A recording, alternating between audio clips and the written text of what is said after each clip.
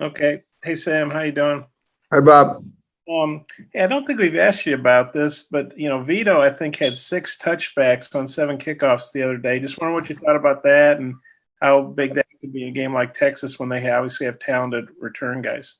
Yeah, really, really important for him to continue to kick the ball like he has. I think he's averaging about 7 yards deep, and I believe he kicked one through the goalpost maybe the other night, and so very, very valuable.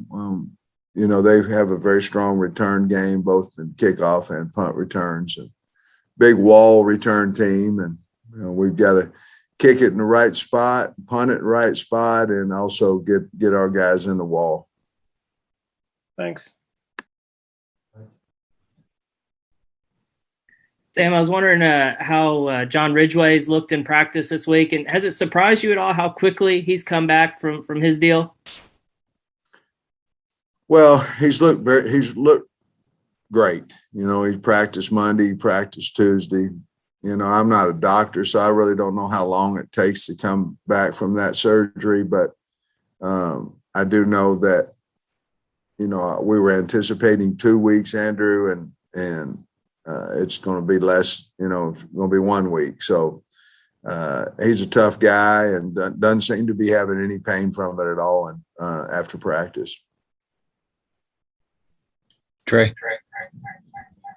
Hey, Coach. I was curious after the block punt and everything. What was what did you guys do about special teams? How did you guys approach getting that fixed and just stressing the importance of it overall? Well, I think we have to, we have to simplify and make sure we all know what we're doing. That's not the problem, Trey. We just didn't block out on a guy that we do. We read the demeanor of the guy instead of making sure that we blocked him until we were sure that he wasn't. It wasn't a blitz. It wasn't. Excuse me. They weren't trying to block the punt or anything. We just let a guy go, and so that's something that certainly is easy fix and should have been fixed before we went in there, and was fixed every time we did it in practice. So all I ask God to do is make sure that we're simple enough where the kids know how to execute it, and I believe that plan is there.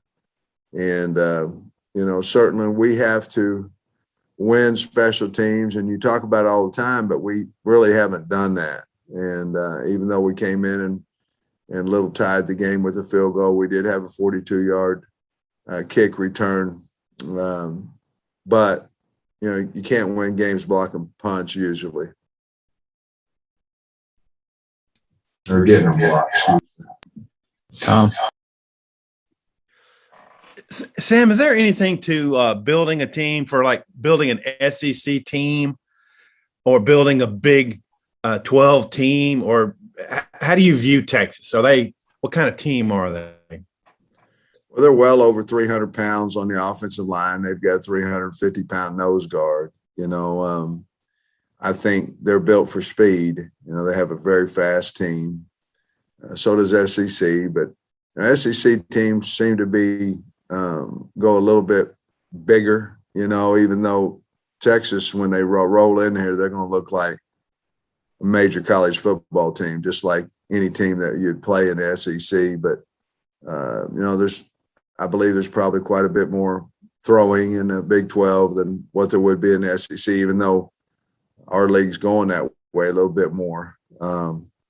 So I think Texas matches up size-wise, certainly talent-wise, to the schools in our league. Texas won its time of possession pretty handily last week. What do you see from them from a ball control standpoint, and maybe how could having a deeper D-line impact that for you guys? Coach Sark would have to answer that question about what he decides to do, but here's what I do know, that Coach Odom and myself were both not surprised, but we were, they got a lead and they turned around handing the ball off. And, when the game was over 2 scores, they just tried to pound the football. And so, I think he's just going to do whatever he needs to do to win the game, but I don't know if time of possession. I think time of possession happened because the team behind was not making first downs and throwing it all the time. And then Texas turned around, hand the ball off, and milked the clock on it before snapping it. How do you feel about your pass game being able to maybe balance things up for you a little bit more this week compared to last? I hope it's much better. We certainly have worked on it. We need our good players to play good. I mean, that's any team, but I think our receivers will show up better. I think, obviously with KJ, we had 3 or 4 drops there that we had a penalty on a lineman downfield that negated a big gain for us. So we got to get away from those things. We got to quit hurting ourselves and dropping passes and having penalties. And that's coaching as well. And, certainly all of us in the building have tried to figure out that situation. I think we'll be much better Saturday. Nate. Sam, defensively, what kind of problems does Texas present? They have linebackers that are very physical. 47 runs downhill. Brockmeyer, he tries to steal gaps. You've got to be aware of that. Zero, Overshown can fly.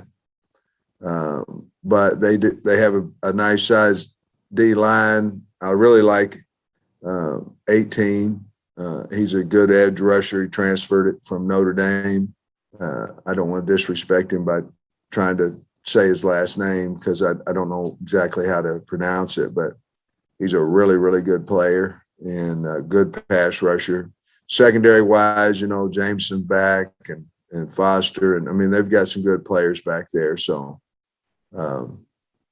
they're not, unless he surprises us in what we think he's going to do, they're not a huge blitz team. They may become one.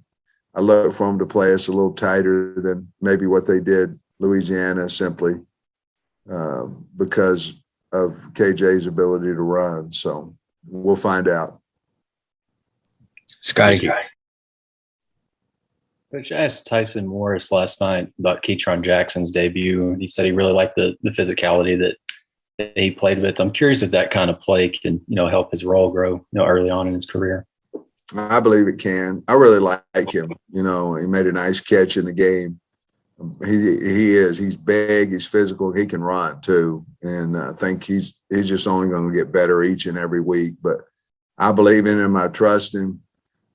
Certainly on the touchdown run of KJ's, that was a bang call, but he was out there fighting and doing what he was coached and tried to keep his hands inside and those things. But he's a physical guy.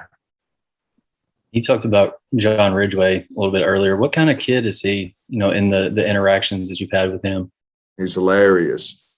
I mean, he's got a great sense of humor. The kids love him. Hard-working kid. He was state champion wrestler, so those guys at wrestling, they're tough and physical guys. And I mean, he's a great addition to the team, both on and off the field. But he got that quick twitch from his wrestling background, and big guy and very well liked by me, us, the staff, and the team. No one questions. Dre. Hey, Coach, I was curious if we might see last time, aside from guys that had health injuries, maybe like AJ Green, Bryce Stevens, any of those guys maybe factoring into the plan this week. Well, we certainly have tried to ramp up AJ Green's reps this week. He offers something, a little bit of a combination of all the guys. He has good speed. He's a 200-pound guy.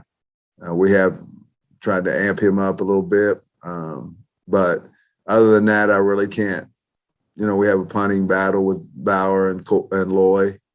Other than that, I really can't think of anybody new that you'd be going, okay, let's look out for him. Nothing I can think off the top of my head. Tom. Hey, Sam, you mentioned the downfield, lineman downfield. Is that a separate penalty than what the we thought Davion Warren had gone out of bounds and came back and was the first guy to touch. Were those the same No, players? that was the same play. That's the same play. Our center was right at 3 yards, and we got the penalty call, but that was the same play. Oh, so Davion wasn't penalized for going out of bounds then, or there was No. two? Okay. That was on Ricky. Okay. Ricky, and let me say, Ricky's just doing as he's coached. I mean, it was on him though.